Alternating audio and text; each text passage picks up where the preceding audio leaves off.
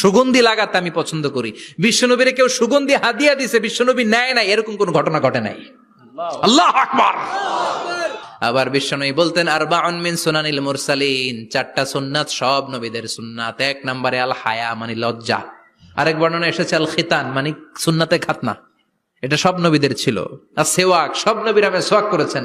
আর তিব, সব নবীরা আতর লাগিয়েছেন। আর নিকাহ, সব নবীরা বিয়েও করেছেন। চিল্লায় পড়েন আল্লাহু আকবার। আর লিবাস আহসানা সিয়াব, সুন্দর জামা পরা, নট নেসেসারি যে নতুন জামা হতে হবে। পুরাতন জামাও ধুয়ে আয়রন করে পরলে একটা সৌন্দর্য আছে না নাই? ইন্নাল্লাহা জামিল ওয়া ইউহিব্বুল জামাল, আল্লাহ নিজে সুন্দর, সৌন্দর্যকে আল্লাহ পছন্দ করেন। এরপরে ইকসারুস সালাহ আলান নবী, বিশ্বনবীর উপর বেশি বেশি দুরূদ পড়া। বিশ্বনবী বলতেন জুমার দিন শ্রেষ্ঠ দিন, এই দিন আমার উপর বেশি বেশি দুরূদ পড়ো। ফাইন্না সালাতাকুম মা'রুদাতুন আলাইয়া, কেননা তোমরা যে আমার উপর দুরূদ পড়ো, আমি মরে যাওয়ার পরে এই দুরূদগুলো কে পাঠিয়েছে তার নাম, তার বাবার নাম সহ ফেরেশতারা আমার কবরে দিয়ে আসে। সুবহানাল্লাহ।